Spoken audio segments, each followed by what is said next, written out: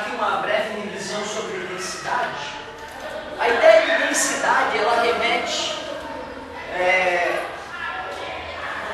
historicamente, a ideia de densidade, ela remonta talvez até anterior a Arquimedes, mas se fala muito no Arquimedes, né? Ele conta aquela história do Ourives, né? Não sei se o professor contou, que o cara morreu em função dessa ideia de densidade da coroa lá, não contou essa história da coroa, que geralmente é uma oportunidade bacana de contar essa história. Tudo que é problema que tinha em Siracusa, né, se chamava o Arquimedes, que era o gênio da época, né, 320 anos antes de Cristo. O Arquimedes era conhecido como o resolvedor de encrenca lá de Siracusa, conhecido do rei então. Então tinha encrenca com o Arquimedes. Então desencalhou navio, que 300 caras juntos não desencalhavam, ele sozinho lá, velhinho, ia lá e desencalhava, usando corda e rolando, era foda. E diz as más línguas que chegou o Ourives, o rei chegou para o Arquimedes e falou: o Arquimedes, meu Ourives me roubou, eu acho. Comprei tanto de ouro, peguei na mão do cara, pedi de fazer a mais bela coroa. E ele me entregou essa coroa com a mesma massa do ouro que eu entreguei para ele, mas eu acho que ele misturou outra coisa. Ele contou? Exatamente. Mas o problema é que quando o rei recebeu a coroa, ele percebeu que tinha menos ouro do que ele tinha, né? Como é que ele resolveu essa história? Chamou o Arquimedes. Arquimedes passou alguns dias trabalhando como é que ele ia descobrir esse golpe. E ele descobriu, criando hoje, que hoje nós mostramos para vocês como a ideia de densidade.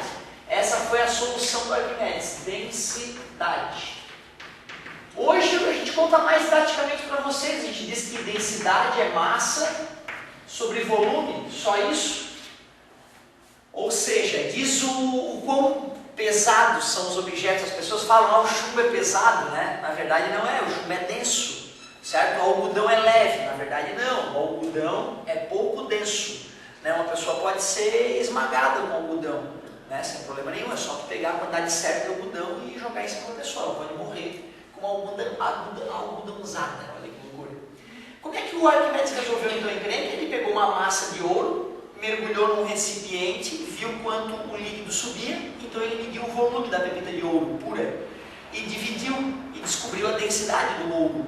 Ele fez a mesma coisa com a prata, pegou uma pepita pura de prata, mergulhou na água, achou o volume, colocou na balança, achou a massa, dividiu, achou a densidade da prata. Fez a mesma coisa com a coroa e percebeu que a densidade da coroa não era nem a do ouro, nem a da prata, era uma densidade intermediária, provando que o Ourives de fato roubou o rei de Siracusa e, portanto, morreu. Bom, olha só, densidade nada mais é que a relação massa-volume de um objeto.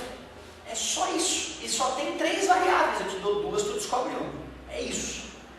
Mas aí a ciência foi evoluindo e os caras perceberam que um objeto feito de vários materiais podia apresentar várias densidades. Por exemplo, a cadeira na qual vocês estão sentados tem uma parte que é uma fórmica, tem uma parte que é uma madeira, né, falsa madeira, uma parte que é aço, uma parte que é espuma. Com certeza cada objeto, cada parte dessas tem uma densidade diferente. Então, para não confundir as coisas, vamos falar o seguinte: falei de um corpo qualquer, eu chamo de densidade. Agora, se eu quiser falar do aço do qual a cadeira é feita, aí eu vou começar a chamar de massa específica. Eu estou especificando de que material eu estou falando, mas continua sendo massa sobre volume, a fórmula matemática é a mesma. Então, densidade e massa específica, a única diferença, densidade vale para tudo nessa vida, massa específica apenas para uma substância definida e determinada. A massa específica do ouro, a massa específica da prata, a massa específica do determinado concreto. Agora a cadeira não tem massa específica, ela tem densidade, certo? Outra coisa interessante, para calcular a massa específica do objeto, ele não pode estar oco. Se eu pegar um cano desse de aço, tampar, mergulhar ele na água, eu vou estar medindo o volume de ar que tem dentro dele. Portanto, ao determinar a massa específica, que alguns vestibulares chamam de Rho, tá pessoal? Eu chamo de Mi, mas alguns vestibulares chamam de Rho. Para calcular a massa específica, então o material tem que ser sólido, feito de um único material. Beleza? Isso que seria o mais importante de saber. E que eu não sei se você já chegou nisso, a pressão, né? Mexer hoje, aquela brincadeira, já chegou, né? Ele usa Rho, Mi? Ele usa Rho. Ele usa Rho, clássico. Mas como não usa Rho, eu uso o Mi para poder falar Mexer hoje, galera, lembrar mais fácil. Mas não tem a menor diferença. Então, Rho vezes G vezes H, né? Pressão hidrostática. Ele botou Rho igual a F de Franco. Não, P, né? P igual a F sobre A. Ele fez assim, ó. Ele pegou um potinho com um líquido, né? O potinho tinha uma certa altura H. E de onde é que vem a pressão que o líquido exerce lá no fundo do potinho? A pressão é força sobre área. Isso aqui é pressão, certo? Da onde vem essa força? É o peso do líquido que está empurrando a parte de baixo do recipiente. Então, no lugar da força, eu vou colocar peso. Porém, peso é M vezes G. P de pressão é o peso, que é M vezes G sobre A. Mas líquido, isso aqui está cheio de líquido. Eu não costumo saber a massa de um líquido, eu costumo saber o volume. Aí é que entra a massa específica. Está dividido, passa. Então, volume vezes Mi vezes Rho, vezes Rho é igual a M. Então, eu vou trocar o M por Rho vezes V. Pressão é Rho, massa específica, vezes V, o volume de água aqui de líquido, vezes G sobre A. E como é que se calcula o volume de um cilindro na matemática? Não é a área da base vezes a altura? Então, fica Rho vezes A vezes H, onde o A é a área da base, vezes G sobre A. E o A some. Por isso que a pressão não depende da quantidade de água. Olha que loucura, isso é quase revoltante.